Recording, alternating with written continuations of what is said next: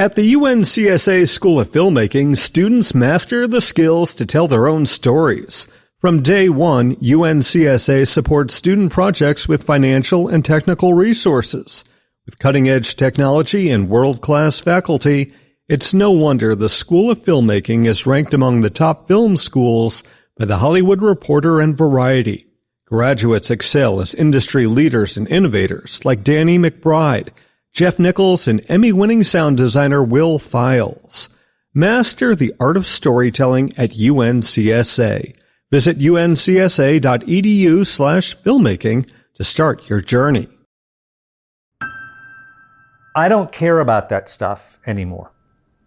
And I think it's a waste of everyone's time to get offended by it. Because it's my job to turn it around and ignore what was said that might be stifling and give the director what the director wants, because it's the director's show. That's who runs a movie. And you want a director who's opinionated and strong-willed.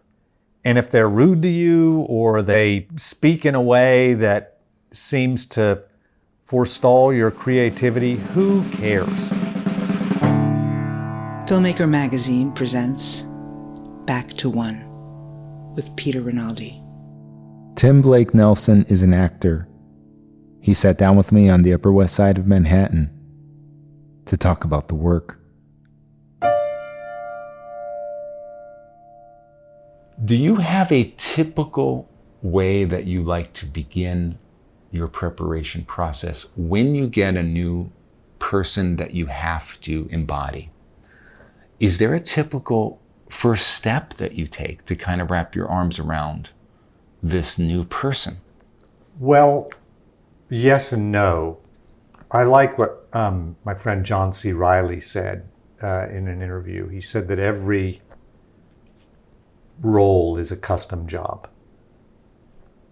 And so ultimately, there can be a general process. And I would argue that not having a process is its own process. But then once you get down into the particulars of who and what a character is, it really does become, as John wisely said, a kind of custom enterprise. And you're really approaching in a nuanced and unique way that is suited only to the task of playing that role in a particular project. So that role is who's the person, what do they want, in what environment are they pursuing those needs. And then that project is, well, and then what's the aesthetic vocabulary of that project? Mm-hmm. And in general terms, that can be, is this a genre movie? Is it a comedy? Is it a drama? Mm-hmm. But even within that, then you've got to get very specific. Mm-hmm. And each movie is different from every other movie. And so you have to learn the aesthetic vocabulary of your hopefully strong-minded director. Or if it's a studio that's running things, like if it's a Marvel movie, the aesthetic of the MCU. So let's start with the last character I played was Marshall Applewhite. I just finished playing him this summer in a movie about the Heaven's Gate cult. Mm. Well, he was a real guy. And there are dozens of hours of footage of him available on YouTube. And this movie has a fairly principled aesthetic, even though, in a sense, it's a tragic comedy, because in the Heaven's Gate cult, 39 people killed themselves, believing they were going to ascend to a spaceship. So that's tragic. But this guy was beyond eccentric. Mm. And if you look at him on the internet, there's something I dare say very fun about him. And so the approach that the very smart, capable director, Michael Gallagher, took to the movie was to embrace the humor.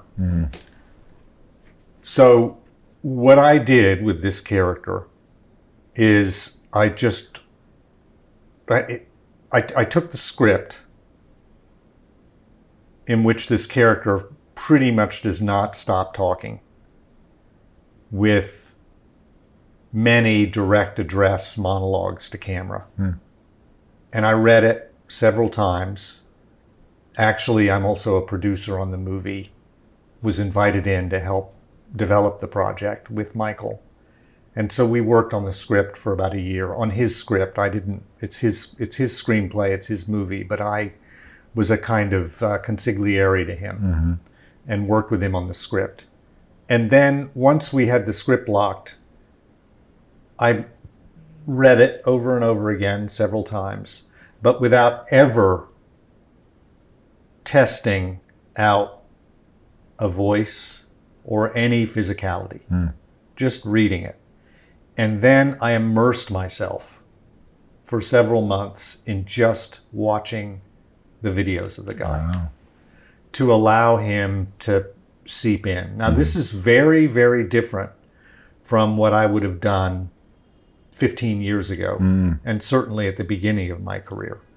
Because initially, when I would take on a role like Oh Brother, Where Art Thou?, the first thing I did when Joel Coen offered me the part, because I didn't audition for that, he just offered me the part, he and Ethan, is I went straight to, okay, here's how he's going to talk, and here's how he's going to move. And I even said to Joel, let me work on the role for a night, and then I'll tell you whether or not I'll take it. Because I didn't want to disappoint Joel and Ethan Coen. And so I spent just a few hours that night after he'd offered me the part, going through the script and playing the part. Something I really had no business doing, but at the time I didn't realize that.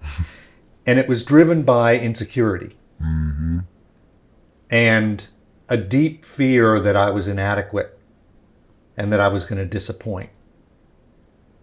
And so I just latched on immediately to a voice and an approach.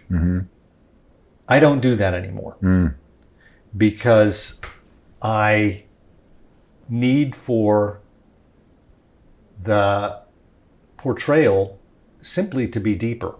Yeah. Now, it worked for Oh Brother, Where Art Thou?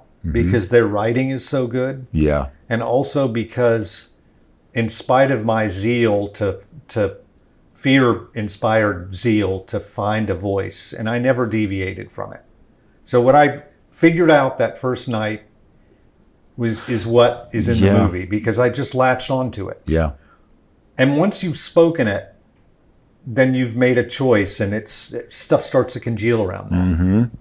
Wait, I have to ask you something about that. Would there have been something that happened that night that would have made you say no to the role? Like, yes. And what would that have been if you didn't believe? Like, it sounds like you had to convince yourself that you were right. Movies capture, and the camera's relationship to a performer, to me, is to capture human, ineffably surprising moments while the camera is pointed at the actor or in a master shot at the actors.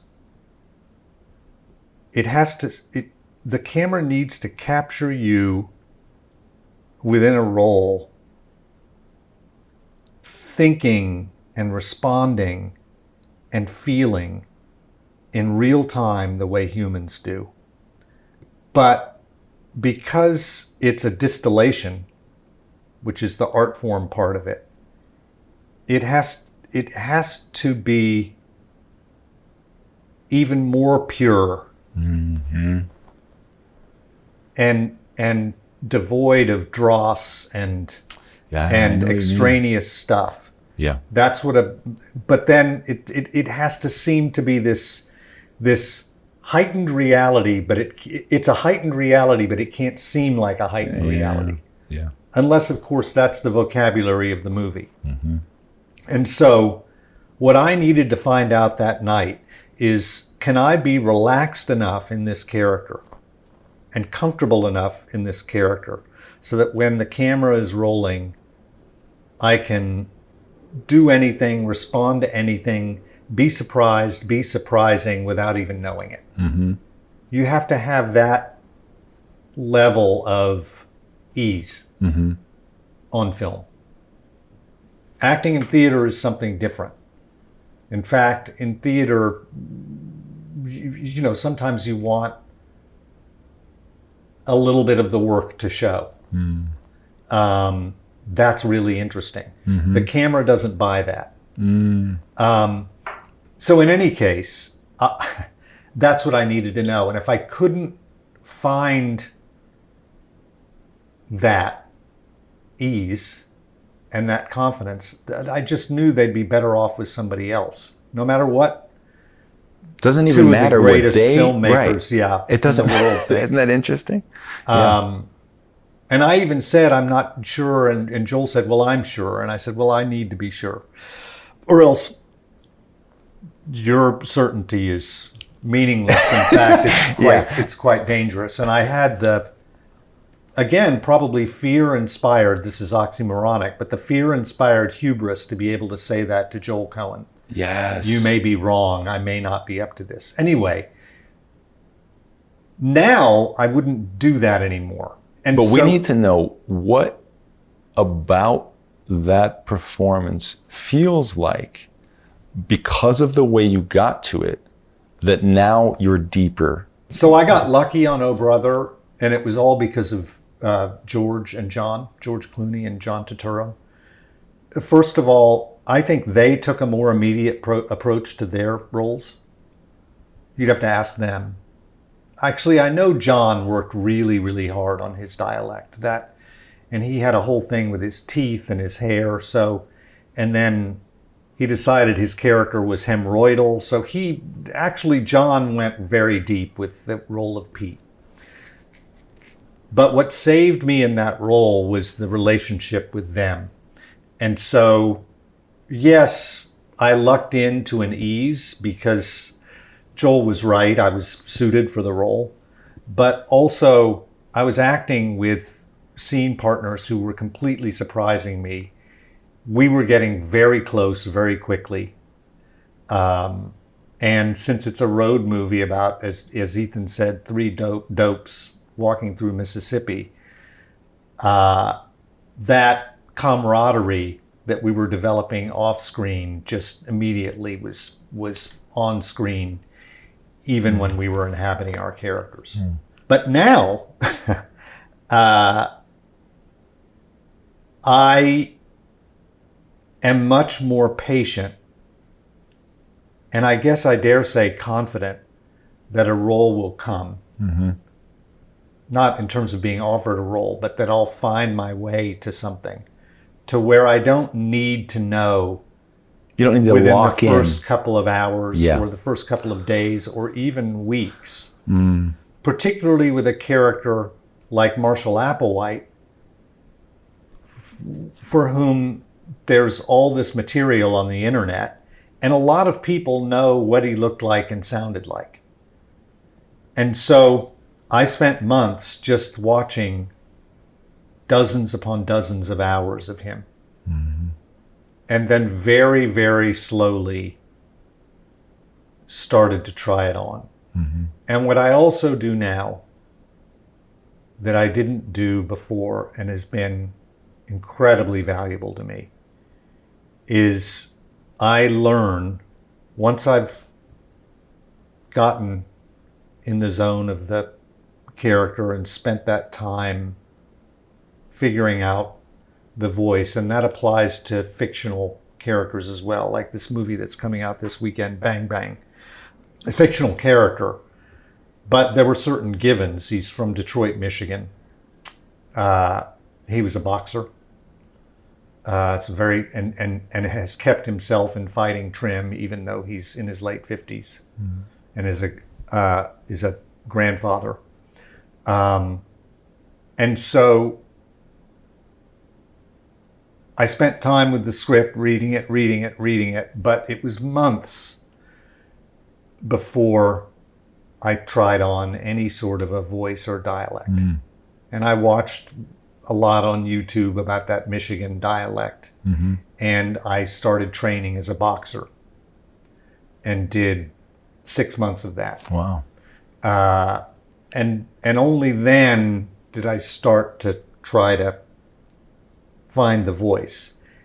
Then I learned the entire part before I arrive on location. So that, and I usually arrive on location a week before we start shooting to get acclimated. But by the time I land, if we were to start shooting the next day, I need to be prepared enough for myself that I don't even have to know what we're shooting that day. I can shoot it. It's like Elvis Costello in those. I like to think of it as that he did a tour where he had a wheel with all the songs on it. And he would just spin the wheel and whatever song clicked, they would just play it. And I like to be so prepared that whatever scene is going to shoot that day, I can shoot it. And the reason that I want that ease is so that anything can happen when the camera is rolling, and whatever the director wants, I know the material and the character so well that it's there in the next take without any complaint or argument.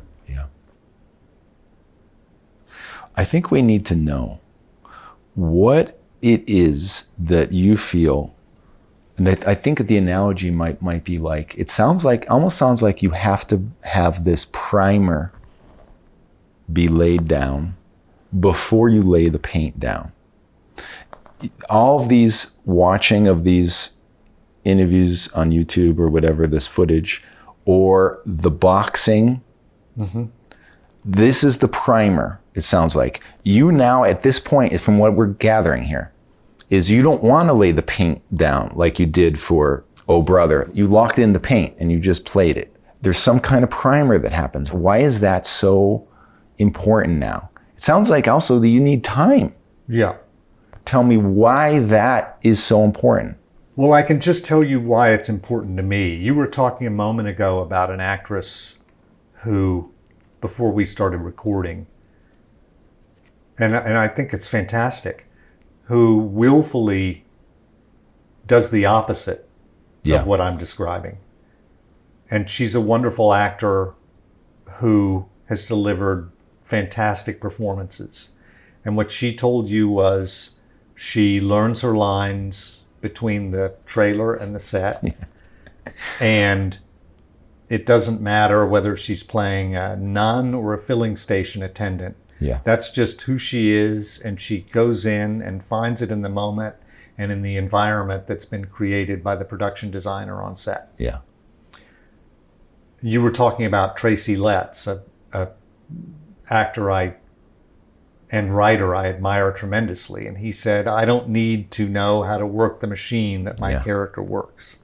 So that, the argument for that sort of approach is, if I get too invested in a process, and if I get too overworked, then I overbake the material, and it doesn't have that lightness of captured existence that the film camera wants for the editing room and the movie.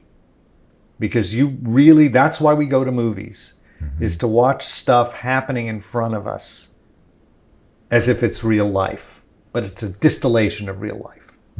So it's even more immediate. it's even more exciting. And so the argument of under-preparing is that you're walking more of a tightrope, and the camera can capture that. I think that's a really valid argument. It does not work for me. I think you can work on that extreme, and it's fantastic. And then you can work in the other extreme, which is where I tend to go. The dangerous area is a middle ground. Yeah. And the reason that the middle ground is a dangerous area is that if you know your lines but not really well, Yeah. then there's uncertainty. Yes. As opposed to if you That's so don't know true. your lines, Yes. then this is absolutely true. It seems silly to say it, but if you actually don't, if you don't know your lines and are struggling to find them,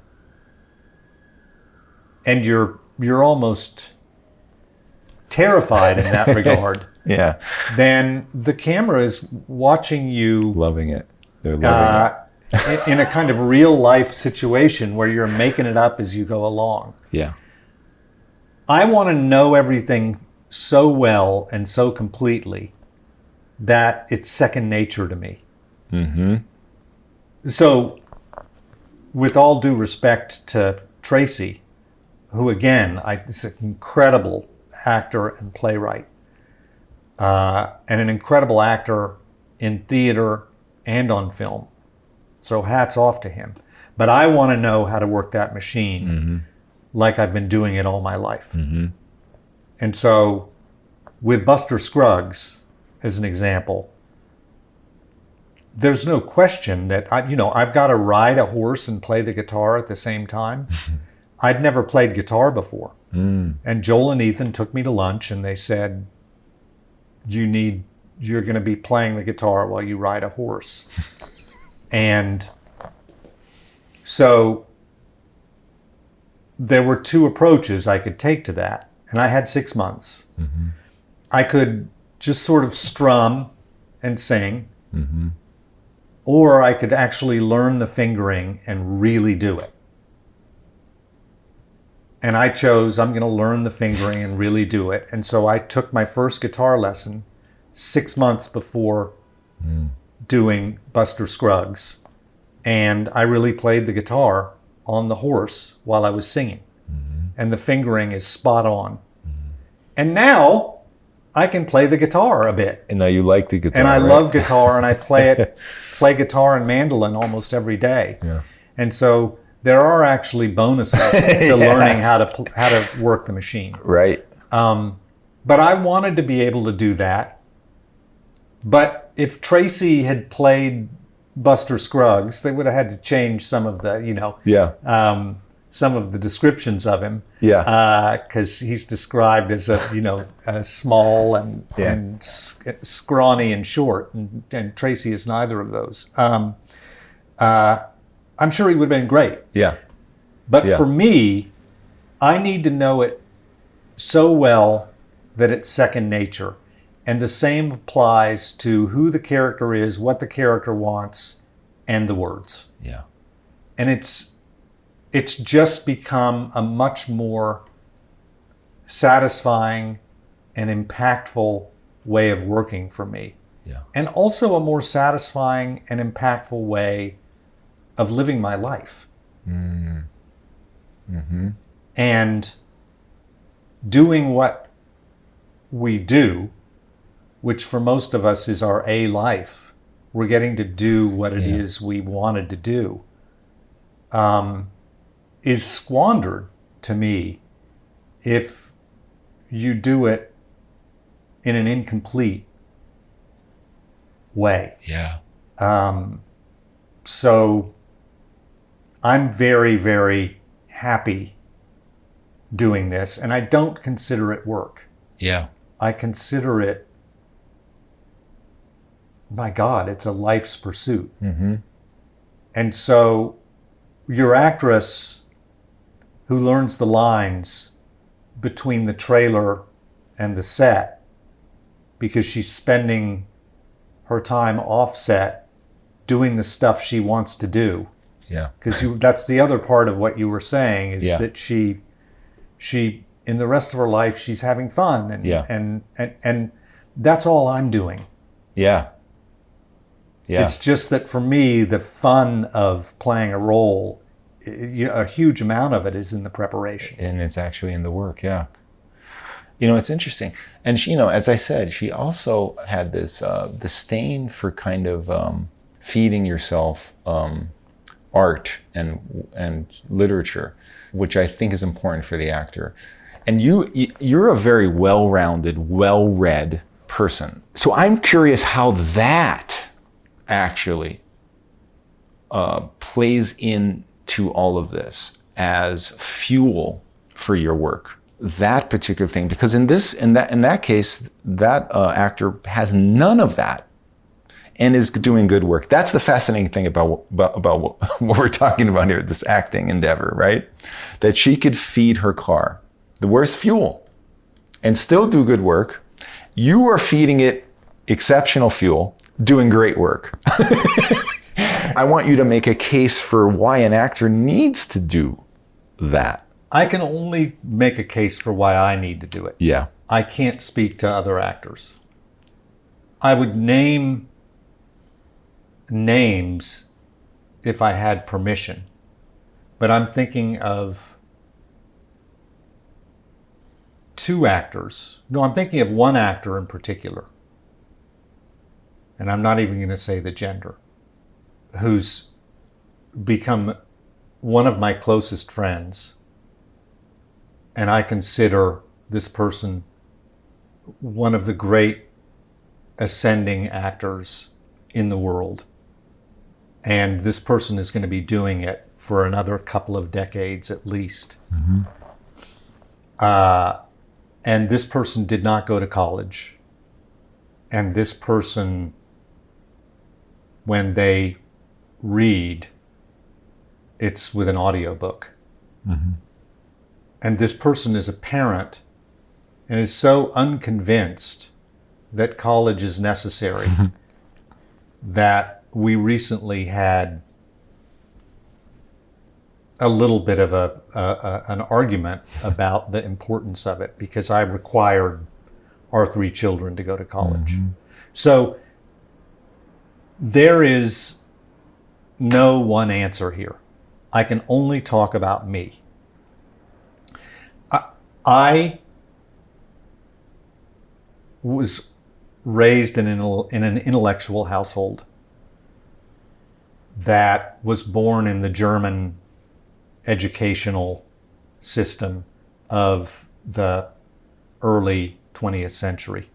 My maternal grandparents, which is arguably one of the best educational systems that the world has ever created. How National Socialism came up out of that is another story, mm-hmm. but it makes the reality of that even more tragic. But the fact is that the education that was happening in Germany at the beginning of the 20th century was extraordinary.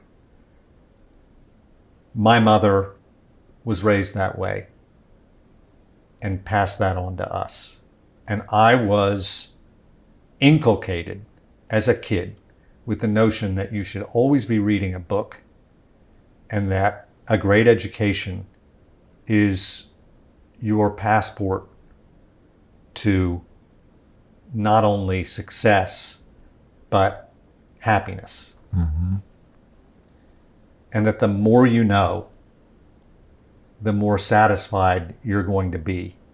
Even if what you're learning is what a brutal species mankind is. Yeah. You still want to know. And the beauty of learning is that it's limitless. And that even the most brilliant and well-read individual has only scratched the surface of what's possible to learn. Because you can't know world history and world literature and BC calculus and genetics and astronomy. You can't learn it all. You get my point. Yeah. So there's always going to be more. Yeah. You're never going to run out. And that is a really, really exciting prospect to me. And what I've learned as an actor and as a writer is that the more I ingest, the more latitude I have in what it is I can put out creatively. So that, just as an example, since I learned to play the guitar for Buster Scruggs, there's a part that I'm going to be playing hopefully next year in a Western. And I thought to myself, this is a very, very sinister character who's manifestly sinister, and he's able to convince this town to do things. That's the plot of the Western. He's able to convince this town to act in ways that are against their own interests, but in his interests, without going into too much detail. And I just thought, why do they believe this guy? There has to be something. There has to be some charm. And so I thought, well, what if he plays an instrument? And I thought, guitar doesn't work. What about the mandolin? And because I had learned to play the guitar, I was able to pick up the mandolin and start to learn to play it, because there were certain rudimentary similarities. Yeah. That only happened because I chose to educate myself. Yeah. And every book I read and every activity or occupation I learn, even in a cursory way, to play a role, expands me as a person. Yes. And it means that as a character actor, the latitude of roles that I can take on just increases by the year. Yeah. And that's what I want. And the same is true about writing, because when I sit down to write a novel, if I've read Dostoevsky and I've read Jonathan Franzen and I've read Burroughs and I've read Hemingway and I've read Faulkner and I've read Harry Crews and I've read Milan Kundera, and the list is, whatever, however I could keep going, because I'm an old man, then what's possible to me as a writer only increases, because I've been inspired by the greats in the tradition. Yes. And that foundational ethos has always driven me. Mm-hmm. And I prefer it to, I'm just going to kind of find things in a more free-spirited, willfully aimless and innocent way. Yeah. I don't want that. Yeah. I understand why people do. And I think you can be really happy doing that and have success. There are savants out there. I'm not one of them. I can't get enough education, because every time I learn something, more is possible. Yes. I specifically don't want you to name names in this answer, because I want you to be able to be free to really talk about specifics. But you've been directed by so many great directors. You've become a great director. And I want to know what characteristics these great directors have that worked specifically for you.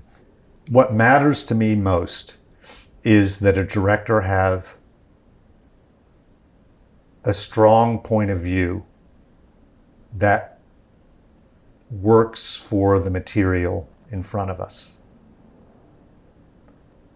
And at that point, I really don't care so much how they communicate with me. Because I feel like it's my job to take what's said to me and Retranslate. it if need be, to give that person what they want. And getting offended by line readings or you're being result oriented, all the stuff that actors that we say annoys us, and it does, it can. You're asking for results, you're giving me a line reading, you're giving me qualities of the character. Steve Buscemi was told by a director once, can you do it more like Steve Buscemi?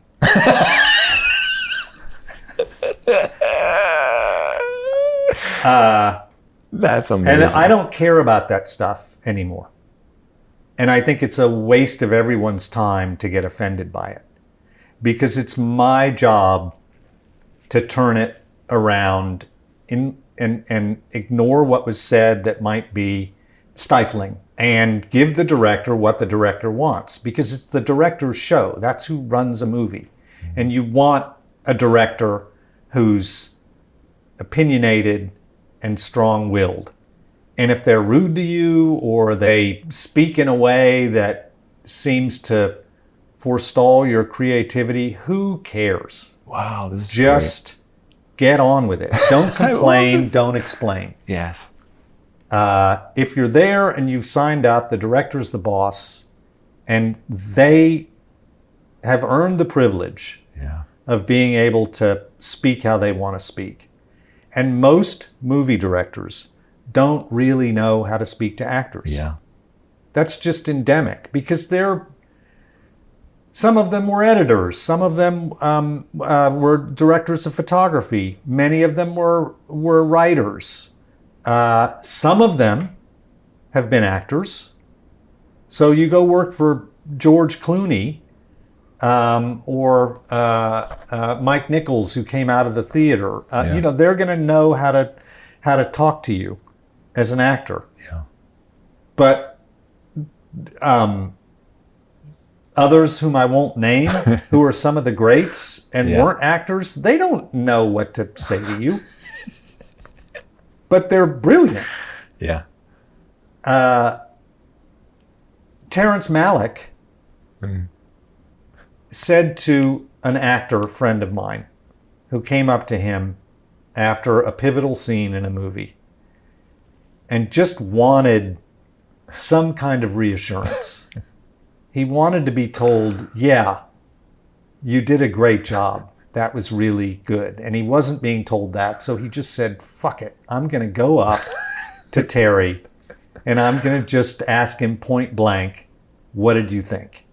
So he did. And Terry said, oh, name. I'm not going to say the name. I just sometimes watch you actors and you open your mouths, and I just wish that I could do the scene without any dialogue. Because I just see you acting. I bet he wishes he didn't go up to him. Yeah. But you can't argue with Terry's results, particularly in the first 4 movies. Badlands, Days of Heaven, Thin Red Line, and A New World. Yeah. So that's okay. And it's incumbent on the actor in a Terry movie to say, oh, okay, that's why there's so little dialogue. He wants captured behavior that is actually not a distillation and a heightening by sleight of hand. Because that's what movies are. It's, for the most part, if you watch The Godfather, it's heightening by sleight of hand. You feel like when you're watching Brando and Pacino and James Caan and Robert Duvall and John Cazale and Diane Keaton, you feel like, oh my God, it's so real and it's so underplayed, particularly with Pacino. Yeah.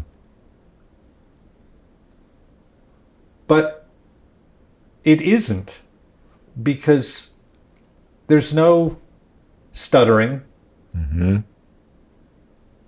This was the 1970s, but people would still say, and like, Yeah. and take long pauses. Right. But the movie has distilled all that. Yeah. And people talk like they're playing ping pong. And by God, particularly in a movie like Sweet Smell of Success. Naturalism, what we call naturalism, is heightened. So getting back to what you're asking, really all I need, and what the great directors with whom I've worked have in common, is a strong point of view and a relentless approach to making sure that every frame and sound that's happening in the movie contributes to that. And then I need to know that they're great curators, because in the casting process, in the design process, in the shooting process, and particularly in the editorial process, it's all about curation of great images and moments that are going to accumulate in a work of art. Yeah. Now, yeah, I mean, I was going to add to it, but that's pretty much it. And how that's articulated is less important to me, because I consider it my job to respond to whatever it is that's said and make it happen. And that's another argument for education. Right. Now, to give you an example, and I'll go back to Terry Malick. He would give direction like, "Oh, you've got to be like a squid that was washed up on the beach and just squirting ink all over the place." That's pretty good. I mean, right. that's playable, right? In its way, it's great. Yeah. Then he would be ruthless and say stuff like, "If you don't look scared, then I'll just cut you out of the picture."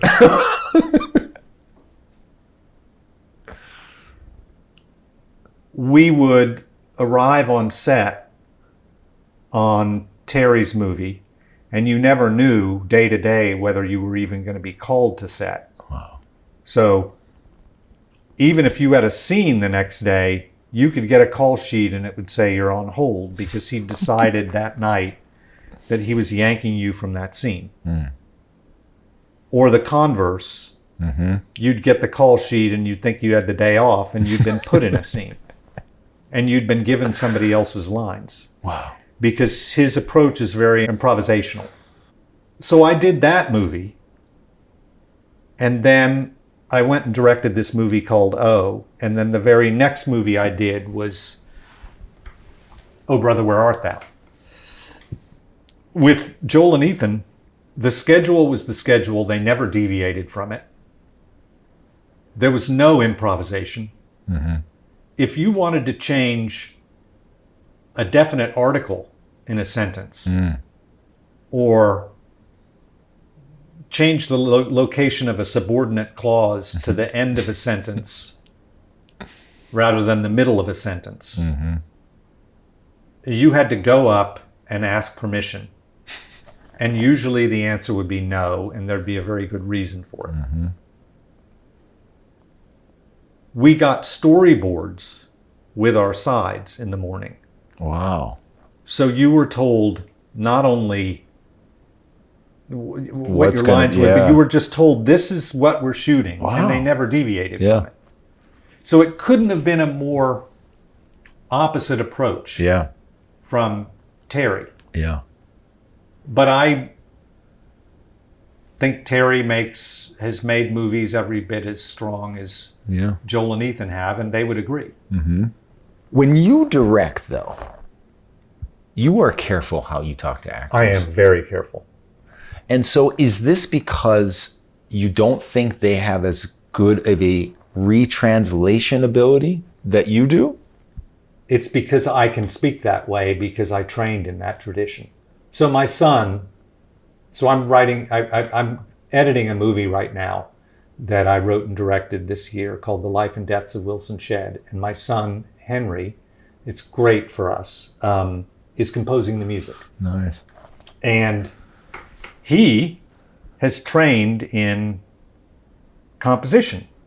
He's been playing guitar since he was 7. He's now 26. And he went to Oberlin and got degrees in classical and jazz composition. And he lives and breathes music. He's also a burgeoning film director. Mm. And he really understands music and movies. When I speak to him, it's like when some of those directors who have not trained in the acting tradition speak to me. Yeah. And so he has to put up with that and translate what Dad says. I see. Now, at the same time, I'm learning everything I can about music and have learned a tremendous amount from him. He's the guy who taught me how to play the guitar. Mm. But we had a conversation the other day in which he had given me this music cue in 3 with a very plucky feel to it. It was on guitar and mandolin and bass for the 3 instruments. And I said, I prefer the other cues you've given me, which had a more of a legato feel. But I said, because there are fewer pizzicatos. And he said, Dad, I'm not bowing on the instruments in the other cues. It's all pizzicato. And I had clumsily said that because it was just too plucky, even though they're both pizzicatos. And so, I said, well, Henry, apologies. A little knowledge is a dangerous thing. And so, I speak to actors very, very carefully, but I do that because I can. Yeah. So you're basically saying that for your productions, speaking very carefully to actors whose job it is to retranslate, but you're giving them no need to do that because you're basically saying that helps the production if you can speak the language and they can hear it and it's efficient. But so why wouldn't you demand directors to be trained to speak to actors? That's a good question. I guess I would say because it's a free country and it's not my right, and a director can speak to me however he or she wants. I write for actors, and I write very difficult roles. Mm-hmm. This new film... You always have an actor in mind? I know. Often I do. Norton was in mind for Leaves of Grass. But the actress who plays the female lead in this movie and the actor who plays the male lead, it's Amanda Seyfried and Scoot McNairy. they both know this. They were not my first choices. I've been trying to get this movie made for over 10 years. But I cannot imagine any other actors in these roles. They are so unbelievably good and committed. And they're very, very difficult roles. That's why it was hard to cast them. I can't tell you how many actors read this script for Scoot's role and said, I can't go there. I can't do that. I cannot do this. Wow. Some of the top actors in the country. It's a very American role. And so I was only offering to American actors. And some of the top actors in the country, I went to some of the top actors in the country. And I consider Scoot one of the top actors in the country now. He was not even on my radar when I first started casting this. Yeah. Is this because of the material or because of what is required? Oh, okay. It's the material and what's required, what Scoot has to go through in this movie, and what Amanda has to go through in this movie. Just a lot of actors didn't want to do it. And it was even worse than that because it was so challenging, particularly with the female role, that I had actresses excited to do it and saying yes. But then when I got my money, they got cold feet because they just suddenly realized they were going to have to do some of the things in this movie that the actress has to do. And God bless Amanda, she stuck with me. Wow. I mean, this is a great teaser. Like, I want to see this movie. It's extreme. And I'm just finishing it right now. And down to the day player, I think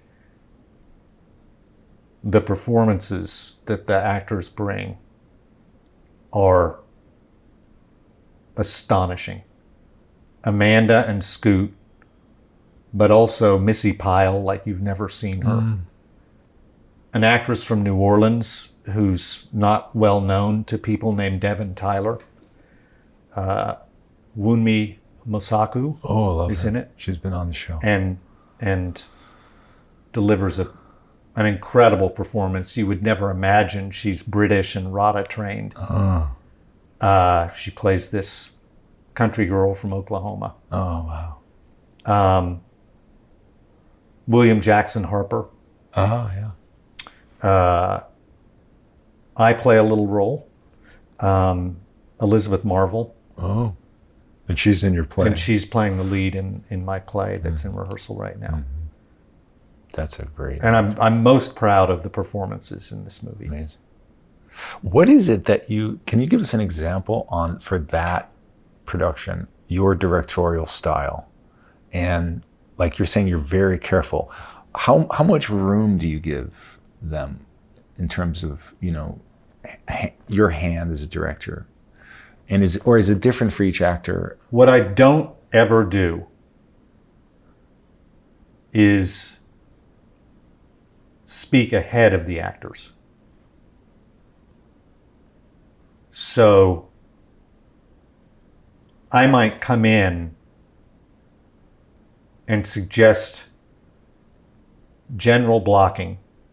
And I'm always, if I have that, very honest. And I'll say, guys, I know that I'm coming in and telling you where you're going to stand and be. And it's because I have certain images in mind for the shooting strategy of this scene. But tell me if it doesn't work. And that's the most I'll say, if I even say that. And then I let the actors play the scene. And I only will speak if I feel it's necessary. Or if I'm asked a question. Now, does that mean I don't speak? No. Because I don't know. I know how I want a scene to go. Yeah. But when I do speak to actors, it's always about actions. And I've worked with this director, and I don't know if you have directors on this show or not. No. Okay. Except Mike Lee. Okay. That's it. Well, so this director named Mark Wing Davey, who's directing my play Downtown. And Mark was an actor, actually. And what I've learned from him, and it's out of the joint stock tradition in England, which is Bill Gaskell and the writer Carol Churchill and others, Mark. But basically, it's a system, and it's fairly regimented, but incredibly useful, by which for every thought that an actor has that's expressed through language, and so that's also associated with a single breath, there is an action. And an action is to be articulated through a transitive verb, not an intransitive verb. So it has to be something you can do to another person, like poke, prod, tickle, caress, touch, hold, Convince. jab. Yeah. Convince works, but the more physical they are, the better. But Interesting. convince works. Because you do convince another person. Yeah, Like you but I see hit what you another mean, yeah. person. Or you obliterate another person. Yeah. Or you pull another person. And so I speak in terms of actions. And using transitive verbs is the most direct way of indicating to an actor what they're trying to do to the other person to get what they want. And I've found that incredibly useful for me as a way of talking to me. And I've found it very useful with actors. Then I have a lot of don'ts. I don't give line readings. Because if you give a line reading, the actor's going to imitate you. Yeah. It's not going to come from them. And I try as best I can not to speak in terms of qualities. And I try as best I can not to speak in terms of feelings. And I try as best I can not to prescribe behavior. Because once you do that, you're staving off choices the actors might make Yes. that will surprise you in the moment, but more important, and the acting partner in the moment, but more importantly, do what I was talking about earlier, which is to surprise the audience while the camera's, Yes. and so Keeping it alive. So by not describing what the behavior should be, an actor will actually behave Very good. in front of the camera. That's Not well behave in terms of acting right, Yep. but do little things. There's a moment Amanda has, so simple, in this movie in which I just directed her, where she just tries to find comfort. She has a book in front of her, and she's in a segue between emotions. She's while she's trying to speak to her ailing father, she just finds this little piece of behavior where she gets lost in touching the cover of this book and kind of folding an edge of it. And it's perfect. Yeah. Yeah. And I couldn't have come up with it, Yeah. but if I had and told her to do it, it wouldn't be perfect. Right. Right. And so I think so much of directing is saying as little as possible, so that, and then when you do speak, it has to just be diamond sharp. Yes. Yes. It sounds like, tell me if I'm wrong here, things like line readings, things like result-oriented words are like little black holes. Like it's almost like what you were saying about what you used to be like everyone's so scared. A director just wants to say how to do it so we can relax then. That's the way to do it, but then it's a black hole. And what I mean by that is when you play that the way the director wants it to be played, it's not alive. It might be quote, but unfortunately right. on movies, directors end up doing that because they don't have time. Yeah. Yeah. And that's kind of why you have to, particularly on movies as an actor, get over that shit and not waste production time arguing about how you're being spoken to. Yeah. And so, whatever, and a director will say, can you, it's so common, can you cry here? Laugh when she says that. So you say, all right, got it. What is it that he or she is saying that elicits that? Yeah. And what am I doing? Okay, I'm absorbing that. And then you can play games like it's like when. Mm-hmm. That's the classic one. And Amanda Seyfried is an incredible mother. Oh my God. She's just an incredible mom. And she's raising these 2 kids along with her husband, Tommy Sadowski, so beautifully. And she cares as much as any parent I've ever met. Mm. And we were working through a scene on the movie Wilson Shed that I was just in which I was just directing her, and it was as simple as, in terms of where I needed for her to get in this scene, it was as simple as sharing my own story with her about being a parent with one of my kids in a crisis moment and what it did to me. Mm.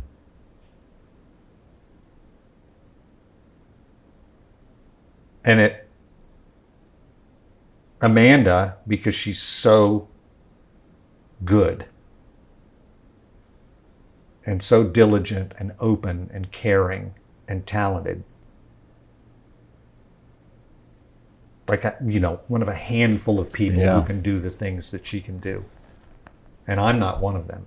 Mm. Was able to take that and take it further than I. Yeah. All credit to Amanda. But it was helping her find that it's like when moment. Yeah. And